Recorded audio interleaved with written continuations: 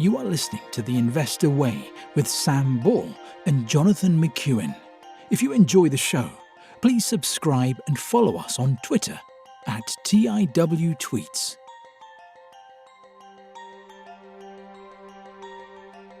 Hello and welcome to The Investor Way with myself, John McEwen, and my co-host Sam Ball. This week on The Investor Way, we have Hargreaves Lansdown, Haleon, Mondi, Whitbread, Trainline, and our US company of the week is MasterCard. Sam, do you want to kick us off with Hargreaves Lansdown? Absolutely. A company which I am still a shareholder of, for anyone wondering. I seem to complain about it every time we cover it. So they have come out with a Q3 trading statement and they have reported net new business of 1.6 billion in the quarter. And that reflects a significant step up versus the first half of the year, driven by net flows onto the platform as clients focused more on utilizing their ISA and SIP allowances. Active Savings continues to perform well and benefited from the launch of the first of its kind multi-bank cash ISA, which provides clients with the full suite of cash ISA products from multiple banks. Net client growth of 34,000 in the quarter was up from 23,000 a year ago, and that was driven by net new clients in the SIP, ISA, and Active Savings accounts. Client retention dropped from 92 to 91.4%, and asset retention was down from 89.1 to 88%. And that continues to reflect the macroeconomic backdrop for those of our clients who need to make cash withdrawals. Share dealing volumes averaged 794,000 in the quarter, and that was up from 770,000 a year ago, and an increase in volume seen since the first half of the year, with overseas deals volume representing 23.6% of total deals in the quarter, up from 16.8% a year ago. As expected, client cash balances increased during the quarter as clients contributed to their tax-wrapped accounts ahead of the tax year-end deadline to 12.4 billion, and that's down from 13.5 a year ago. Total revenue in the quarter was 199.7 million, up from 188.1 million a year ago. They've said that benefited from increased dealing volumes and higher platform revenue from higher assets under administration, and that more than offset the year-on-year reduction in revenue on cash from lower net interest margins and cash balances. Looking ahead to the remainder of the financial year, we are pleased to see momentum continue into April as clients take advantage of the benefits of investing at the start of the tax year. We continue to make good progress in our priorities for the year, improving our client proposition, controlling our costs, and increasing our execution pace so that we can capitalize on the significant growth opportunities that lie ahead and create value for our stakeholders. A couple of extracts from Dan Olley, CEO's statement. So he did say that they saw a significant rise in the net promoter score, up from plus 33 to plus 48. And he also said a record number of clients contributed to their pensions in the tax year, with the average amount subscribed up by about 22%, and 270,000 of the clients now have an active savings account, resulting in active savings reaching the milestone of 10 billion assets under administration since the end of the quarter. And they now have 1.858 million active clients. In terms of the valuation, the business trades at a P/E ratio of 12.6 and has a dividend yield of 4.73. I thought this statement was pretty decent. The only thing I'm not thrilled with is the client retention. I know it's down only 0.6%, but it's already 3 or 4% lower than AJ Bell, which we do cover regularly as well. I suspect the reason is because it charges slightly more than AJ Bell, and that's probably where a lot of them are going, or similar platforms. I think as we've covered multiple times over the last few years, I've kind of reevaluated this business, and I do really agree with John that it's very, very commoditized.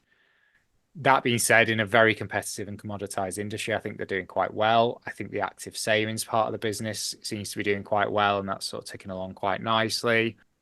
I think it's pretty cheap and it's got a good yield. Would I buy it today? I probably wouldn't buy it again today, but I don't really have an issue holding it at the current valuation, so I don't think I'll be selling it. John, as a neutral, what are your thoughts on these results and the valuation? I don't think the results were too bad. Of course, the drop in the retention rate is disappointing. I think it's probably all reflected in the valuation. I guess you've got a lot more people going into the cash, well, for cash ISAs and bonds, gilts, as opposed to, purely stocks as they probably were before the interest rates really started to be hiked. my position hasn't really changed on it. I think highly commoditized and, a very difficult industry to be in. So I wouldn't be buying shares for those reasons. However, on paper, it certainly doesn't look expensive. So I suppose some people may see, value in the shares at the moment. I think that is pretty fair what you've said about it being in valuation. So these shares are down 61.77% in 5 years and 49% in 3 years. So yeah, it has come down a lot, but it's obviously come down to a level where fortunately there's still a decent business there. So it's just a much more reasonable valuation that probably reflects the fact that the growth is not going to be at the levels it used to be at kind of 5 years ago. And it's probably also worth mentioning that if the British ISA did come in, whether you'd see that making any material difference with your sort of AJ Bells and your Hargreaves Lansdowns. Possibly. I think it would, because I think the SIP, where it said record amounts contributed to the SIP, I think that's probably because the amount you can contribute per year was increased a couple of years ago. And the lifetime the lifetime limit's gone as well. So I think that's why people are starting to pump a bit more in. Yeah. And as well, just in terms of the tax, obviously, with all the bans being frozen, more people get pushed into higher rates, and that's probably making SIP contributions more effective. So I think that is why probably it's at record levels. It's reasons like that. So I think the British ISA, I would expect it to make a difference. So I just think, if you've got a lot of money and you are pumping 20 grand a year into an ISA, say you're pumping 60 grand a year into a SIP, and you do genuinely have that quite a lot of cash left over, why wouldn't you max out the British ISA as well? Yeah. I mean, particularly when you do look at whether it's just owning an index like FTSE 100, 250 all share, or if you were going to go for, a Unilever, a Glaxo, a Shell, there are lots of, household names listed on the FTSE 100. Hopefully we'll see a boost on the back of it as well. Hopefully. Okay, well, on to another British company that you could have in a future British ISA, Haleon. We've covered them a few times before. Of course, it was the consumer health division of Glaxo before it was spun out, and we commented on it quite a lot at the time because Unilever had put in or was planning on tabling a bid of about £50 billion for it. But anyway, it's been doing better. They had their first quarter trading statement out with the group reporting first quarter revenue of £2.9 billion, up 3% on an organic basis and ignoring the effect of exchange rates. And this growth was driven entirely by higher prices, with the tough comparative period meaning that volumes were down by 2%, which was more than the markets had been expecting. Underlying profit saw organic growth of 12.8% to £707 million, and operational efficiencies and higher prices helped drive improved profitability, with the associated margin rising by 2.2 percentage points to 24.2%. Full-year guidance has been reiterated, and organic revenue growth of between 4% and 6% is expected, with underlying operating profits to grow ahead of this rate. And the group completed around £315 million of share buybacks in the first quarter, with the total set to rise to £500 million in 2024. And the shares were down around 2% following the statement. I thought these results were disappointing. I think we felt that there was a bit more momentum coming into Haleon. And I think the slip was certainly disappointing when it came to volumes. It's reasonable, sort of mid-single digit revenue growth in terms of the forward guidance, and margins are still pretty decent, and they are better than Unilever's. Still a fair bit of debt on the balance sheet, which obviously is inherited as part of it being spun out by Unilever.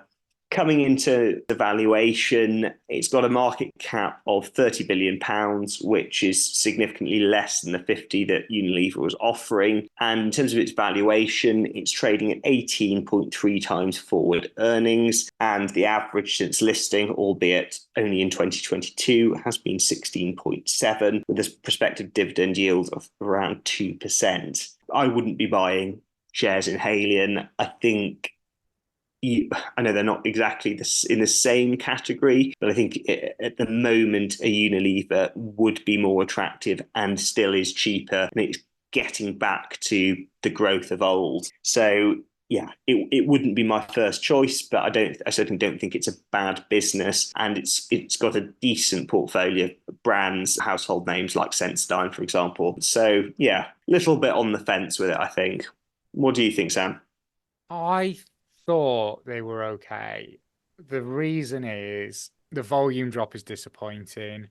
We've seen with some of the other consumer goods companies we've covered, there doesn't need to be a volume drop if, if handled correctly.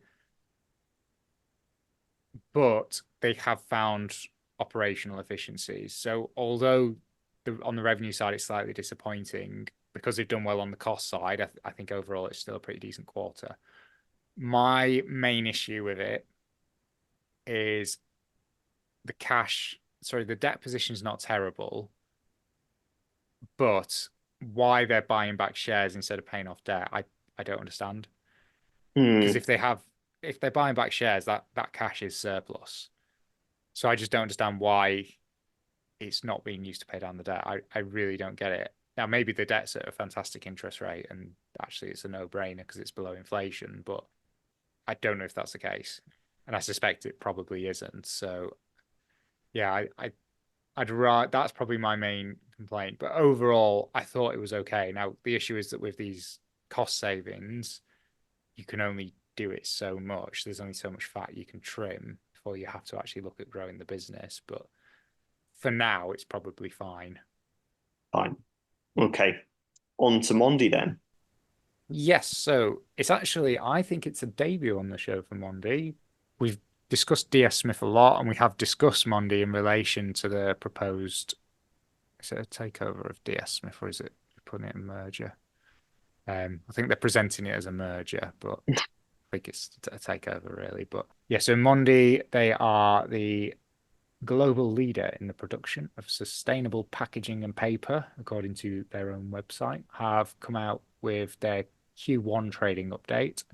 And in the first quarter of 2024, market conditions continued to improve with stronger order books, leading to higher sales volumes across the range of paper grades compared to the fourth quarter of 2023. Average selling prices were lower compared to Q4 2023. However, recently announced paper price increases are starting to come through in the second quarter. Costs remained broadly stable when compared to Q4 2023. Underlying EBITDA for the quarter was in line with expectations at 214 million euros, down from 260 million a year ago, which includes a one-off 32 million euro loss incurred in the period from the devaluation of the Egyptian pound. In corrugated packaging, containerboard sales volumes were higher compared to Q4 2023, and corrugated solutions delivered a stable performance. Flexible packaging saw good sales volume growth, which was largely offset by lower average selling prices. Uncoated fine paper benefited from price increases implemented in the quarter.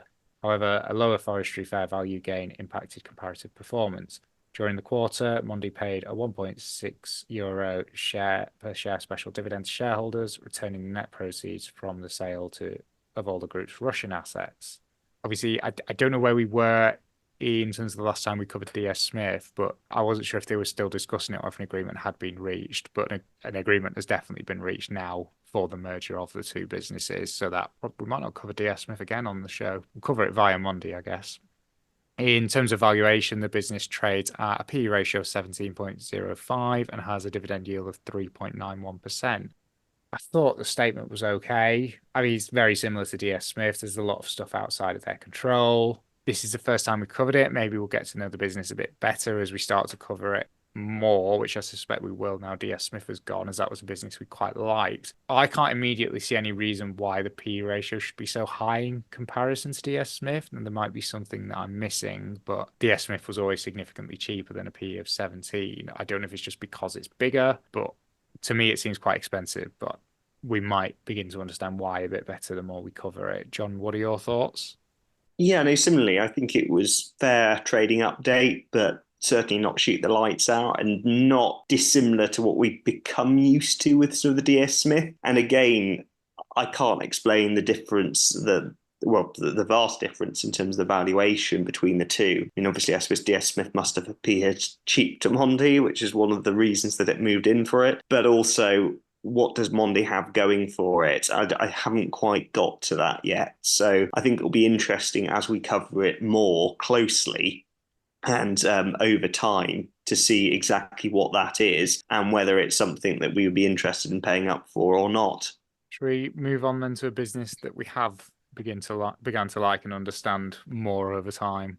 Oh, well, absolutely. So it's Whitbread, so best known for Premier Inn, although it's owned just about everything over the last 100 years. It had Costa Coffee not that long ago, which it sold for, I think, about $6 billion to Coke. But anyway, Premier Inn is now what it's best known for. They had their full year results out, and just before we go into them, I think when we had covered it initially, we were in the middle of COVID and things, as we see with a lot of these companies, were absolutely dreadful. Some of the companies, particularly when we look at sort of cruise ships and some of the airlines, but mainly the cruise ships, just haven't recovered from COVID and look like they're going bust soon. That hasn't been the case with Whitbread, and we were skeptical, I think it would be fair to say, initially when we were covering it.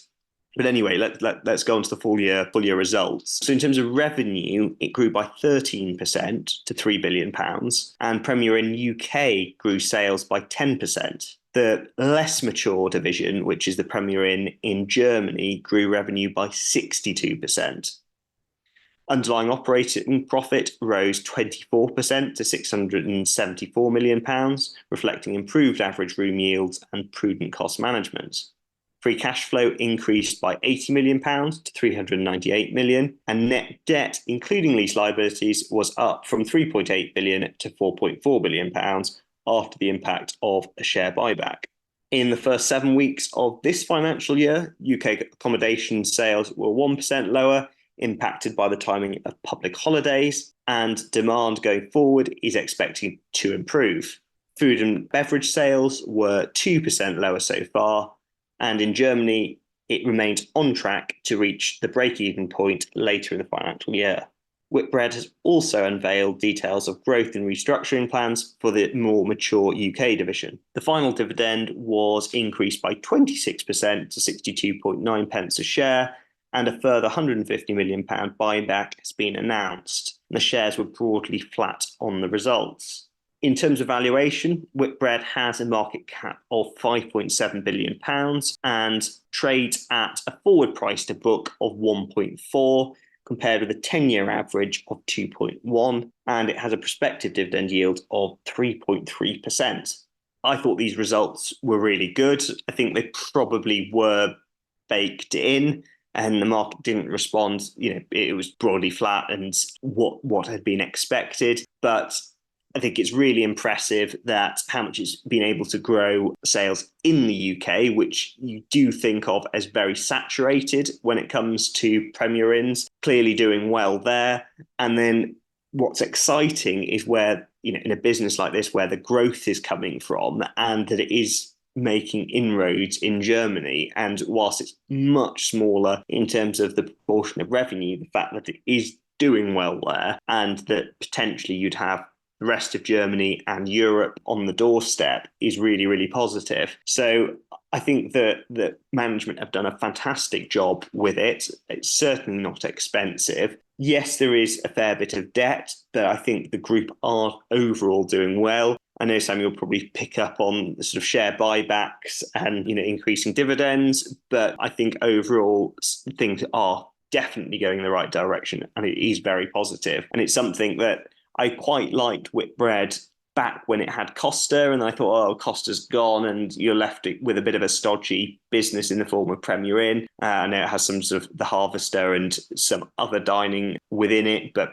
broadly speaking, Premier Inn, and wasn't very inspired. COVID happened, even less so. But I think we are seeing what a good job management are doing overall and growing what you'd have thought of as business that could have just gone under completely during COVID. So really well done to them. Sam, what are your thoughts on these latest results from Whitbread and the direction the company are going in? Yeah, I thought they were excellent.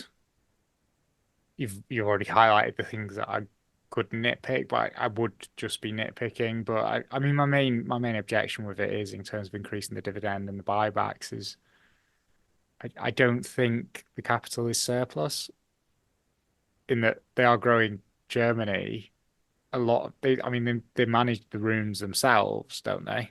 Yes. Yeah, so that's capital intensive. This isn't like an IHG.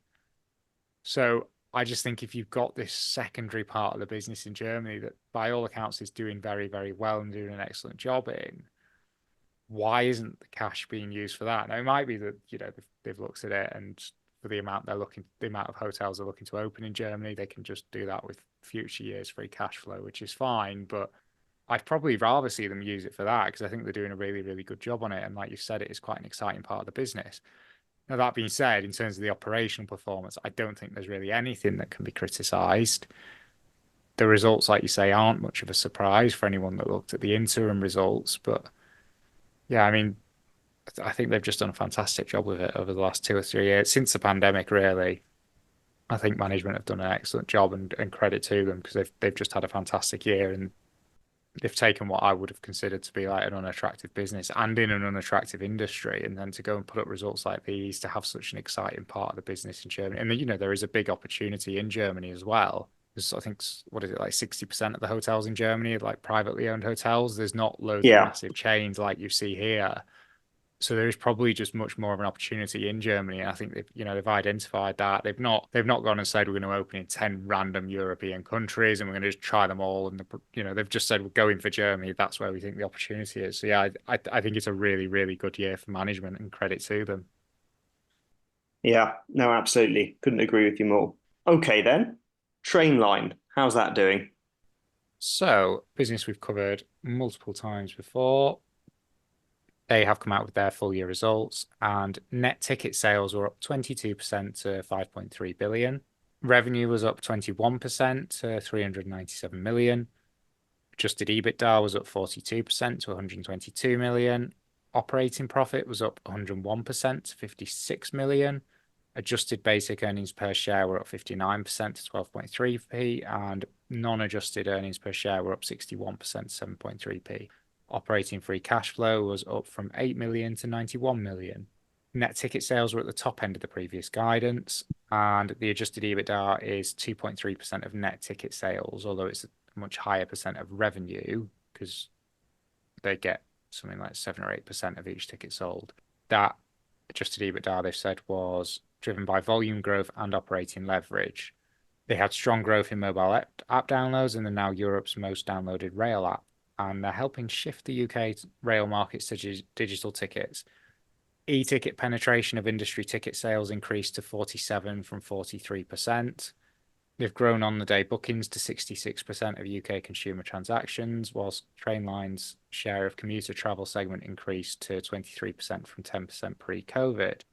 International consumer net ticket sales surpassed 1 billion, driven by European markets with most widespread carrier competition. Combined growth across Spain and Italy was 43%. Domestic ticket sales in Spain more than doubled for 2 consecutive years. Consumer awareness in Spain and Italy has more than doubled since the brand campaigns launched in both markets 18 and 24 months ago, respectively.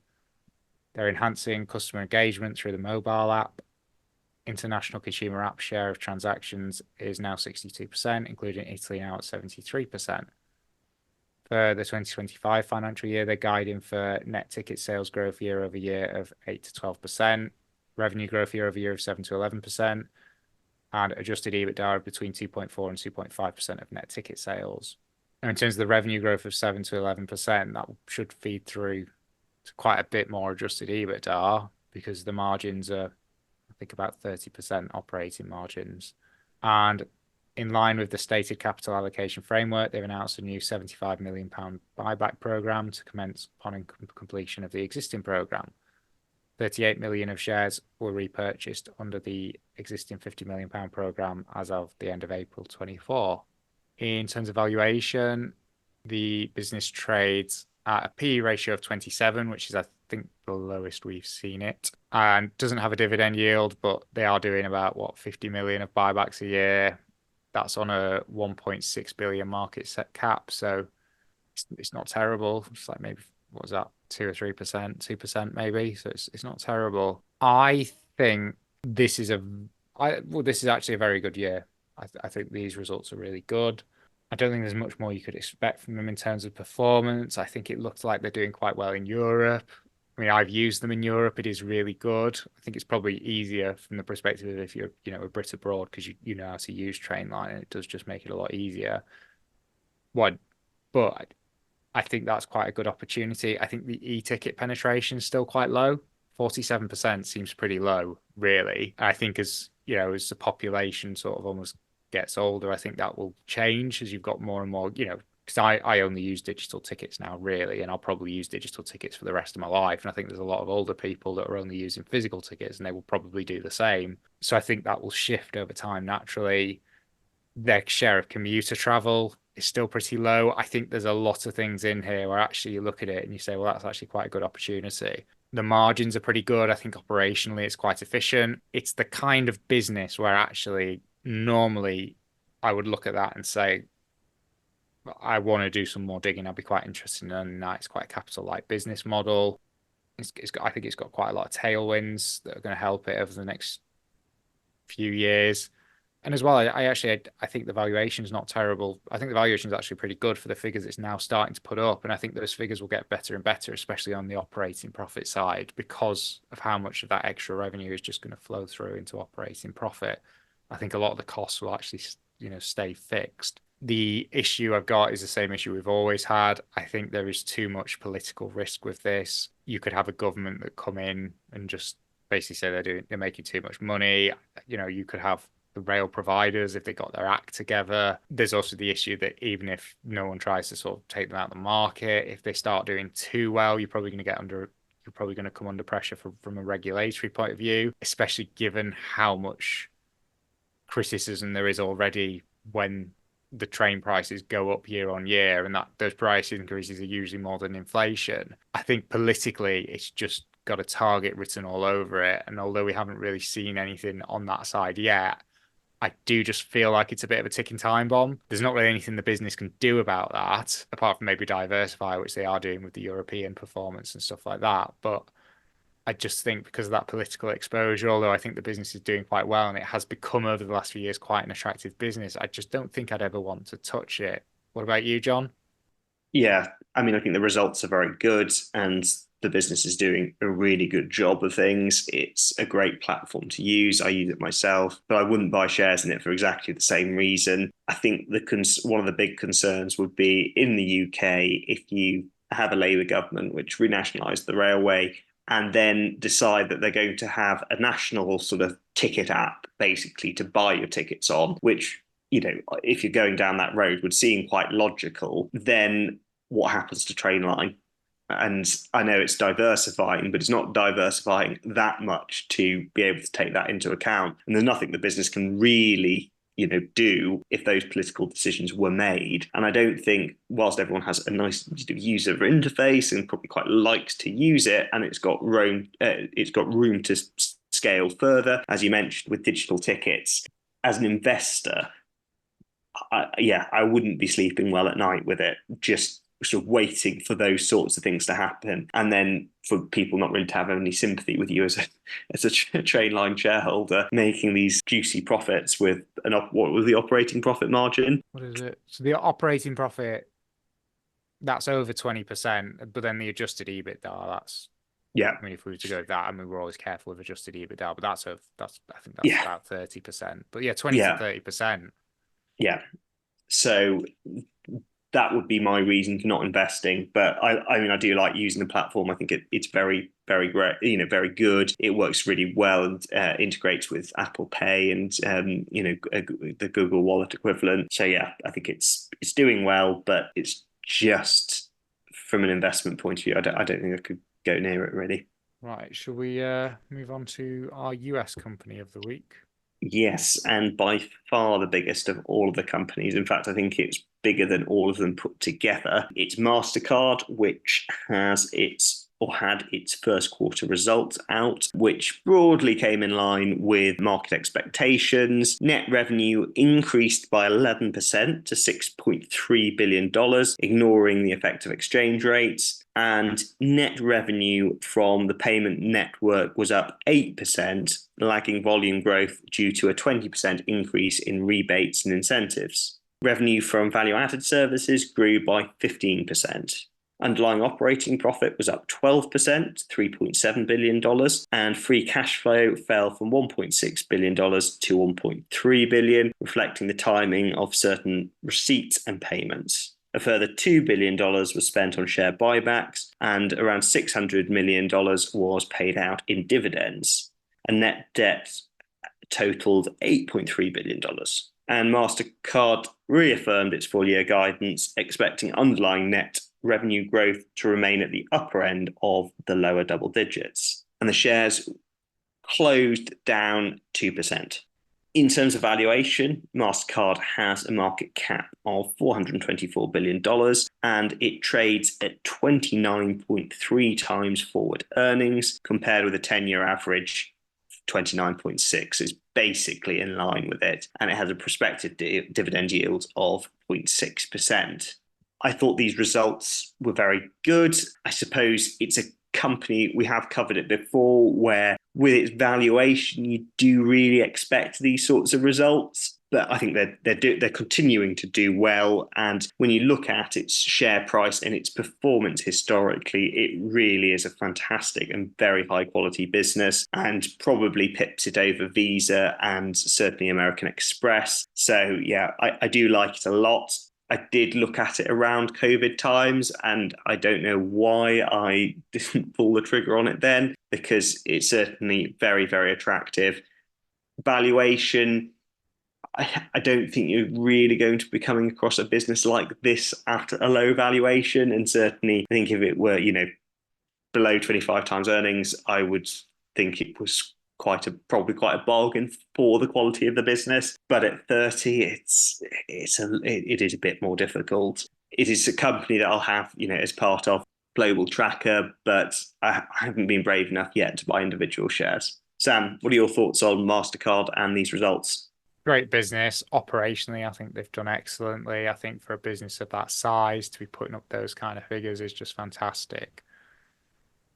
But revenue only grew 11%, 8% if you include rebates and incentives. And I think when you're paying 29 times earnings, you expect more than that. And I think the issue I'd have as well is over the long term, I'd actually expect that growth to decline given its size. I don't think it just can't, trees don't grow to the sky. Fantastic business, but I just wouldn't pay 29 times earnings for it, as good as it is. Fine. Okay. Well, of the companies this week, what would be your top choice and what would come last? Top choice is quite tough. I don't think there's a standout. I'd probably actually go with Whitbread. I think their results have been really, really impressive. I don't think there's any businesses here this week that I'd particularly be desperate to own. The possible exception of MasterCard, but the valuation. So I think if I had to get one, I think I would probably go with Whitbread. In terms of like the least, again, I don't think there's any bad businesses in here this week.